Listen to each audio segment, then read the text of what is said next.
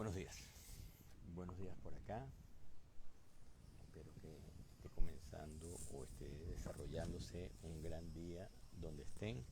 Estamos en nuestro tercer boceto en vivo. Venimos de la crónica del domingo pasado de Saint-Tropez, el barco mental que tuvo que zozobrar porque el lastre de su quilla no estaba bien adecuado, no estaba bien fortalecido, no estaba bien calculado para las tormentas y los desafíos que podían suceder.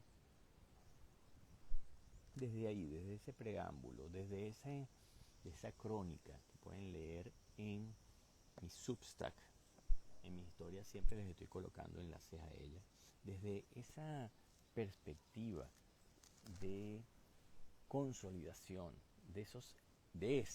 no son varios, es un eje. Sin embargo, ese eje es justamente lo que permite adaptarse a las diferentes direcciones que evidentemente son producto de la transformación, de la aceptación, de el procesar y utilizar los elementos que tenemos a la mano, que sabemos, para ir construyendo lo que queremos. La quilla, en la metáfora de la semana pasada de Sampé, la quilla y el lastre es algo que en nuestra vida nos endereza, nos endereza sin ánimos de definir lo que esté torcido y lo que esté recto en la vida de cualquiera. Son parámetros que tienen que ver con su propia conciencia, su propia experiencia y sobre todo su propia reinterpretación de lo que vive, de lo que siente, de lo que proyecta y comparte. Desde ahí, esa quilla, en la semana pasada boceteábamos sobre el triángulo de la congruencia, sobre esa estructura no única, pero factible y útil para poner a nuestro ego, comúnmente satanizado, a favor, ponerlo a trabajar en función de nuestros objetivos, de nuestros anhelos, de nuestros esfuerzos. El triángulo, lo repito rápidamente para meternos ya de lleno en este boceto en vivo del día de hoy, el triángulo que se posa sobre el ego, el yo, mi ser, ese que nos autodefinimos con la mala fe que habla Sartre, y midiendo o autolimitando justamente la libertad, el estar condenados a la libertad, pero también a la responsabilidad de tenerlos. Desde ahí,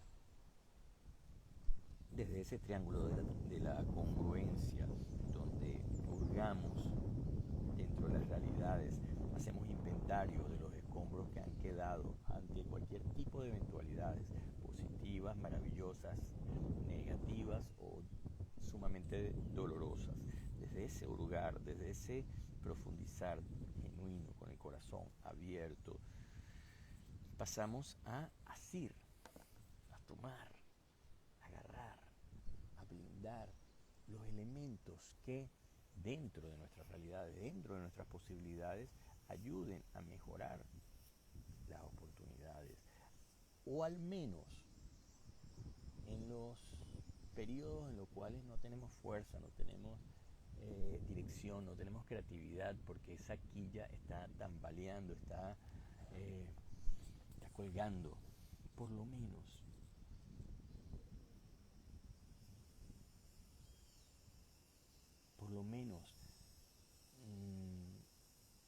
evitar que una crisis lleve a la otra es una gran forma de avanzar. Detener, si no se sabe qué hacer, por lo menos detener. Intentar con la voluntad que usualmente en esos momentos se pierde, pero que es mucho lo que se gana de no seguir sumándole elementos, calor, leña al fuego para que siga quemando.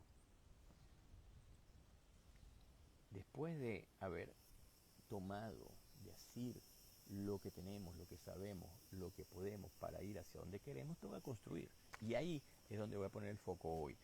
En esa quilla que hablábamos en el relato o en la crónica de Saint-Pé, esa quilla que fue insuficiente para el desafío a Christine en su velero mental,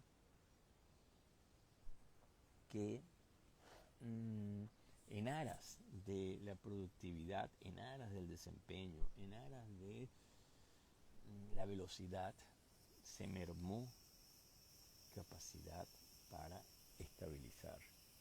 El velero se volcó. Continuaremos con esa historia este domingo, en el relato de este domingo. Sin embargo,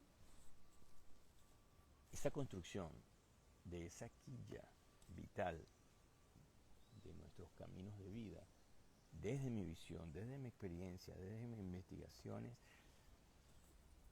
hay que construirlas en tiempos favorables. Hay que ir construyendo ese músculo vital, ese reflejo esencial que permita, ante las hecatombes que han sucedido, las que están sucediendo y las que van a seguir sucediendo, porque es la naturaleza de la vida, es la esencia de la colectividad, de lo colaborativo, de lo contemplativo, de lo del complemento que nos hacemos unos con otros y unos con lo otro. Esa estructura vital, ese eje que tiene la huella dactilar de cada uno de nosotros, requiere de manera inmediata, constante y trascendente su reconocimiento, antes que nada, su valoración y su exploración, su construcción.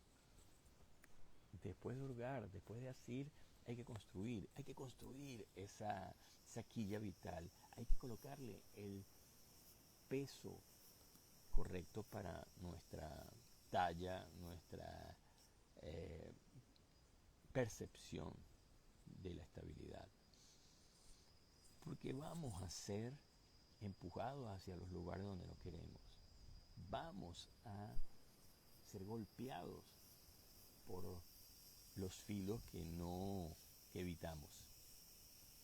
Si sabemos eso, si partimos de ahí y nos sentimos algo mejor, por la razón que sea, ¿por qué no revisar bien lo que sucedió? ¿Por qué no identificar causas? ¿Por qué no identificar estructuras de apoyo para estabilizar, transformar y avanzar?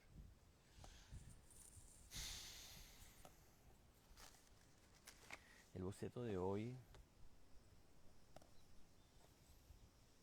debería tener, a mi manera de ver, esa quilla como eje esencial. No quedó muy bien, pero aquí vamos a poner la línea de flotación del agua. Estoy dibujando para mí, ya se los muestro. Pero esta es la quilla.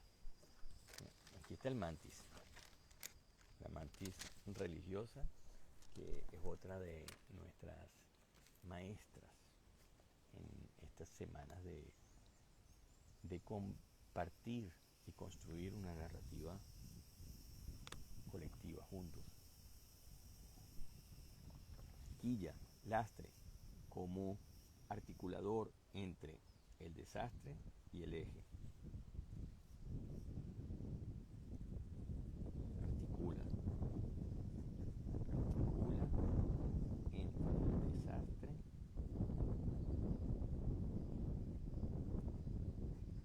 No articula entre el desastre y el eje, porque el eje es justamente el articulador. articula entre el desgaste y el avance. Y me refiero a un avance consciente, un avance intencional, un avance que tiene, o al menos siente e intuye, que va a aportar, va a sumar, va a acercar aquello que de nosotros queremos dar, aquello que queremos presenciar, que queremos habitar. La quilla, el eje, articula el desastre y coopera para que desde esas condiciones un poco más favorables, con las heridas, con la sangre, con el dolor, sin esperar ni juzgar ni culpar nada de eso que vaya a pasar, porque